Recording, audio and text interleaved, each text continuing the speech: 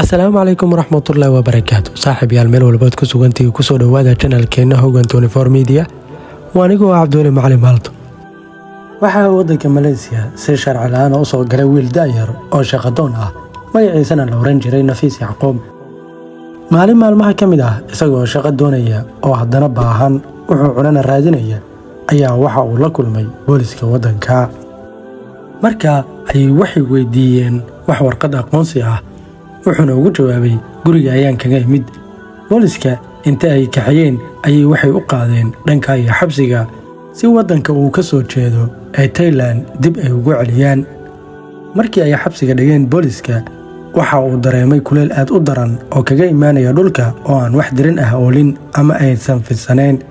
isla markiiba waxa uu iska saaray shaarkiisii kadibna uu ku fadhiistay. waxa uuna bilaabay in uu akhriyo Qur'aanka Kariimka isagoo waliba ku akhrinaya cod aad u macaan. intaas kadibna waxa uu imaaday askari ka mid ah booliska ilaalada xabsiga. waxa uuna la dhacay codkiisa aadka u macaan kadib waxa uu ka qaaday video intii uu Qur'aanka akhrinayay kadibna social media ayuu galiyay sida YouTube-ka iyo waxay la midka ah.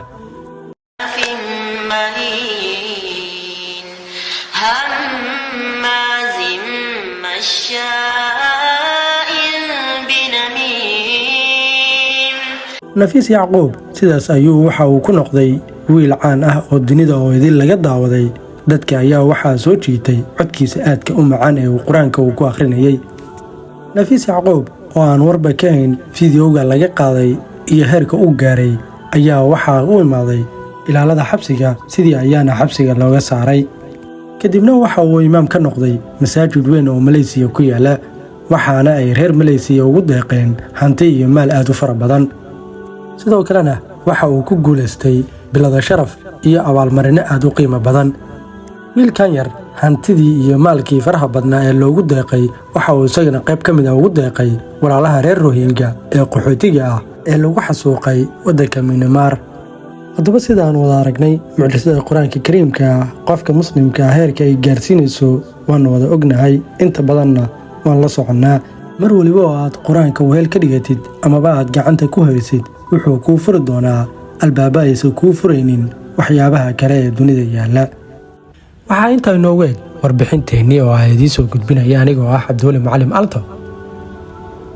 haddaba haddii aad ka heshay muuqaalkan fadlan like saar subscribe-na dheh adigoo gambaleelka furanaya si aad u heshid muuqaalada cusub ee aan soo gelina. hana hilmaamin inaad asxaabtaada la wadaagtid adigoo sheer garanaya muuqaalkan. mahadsanid.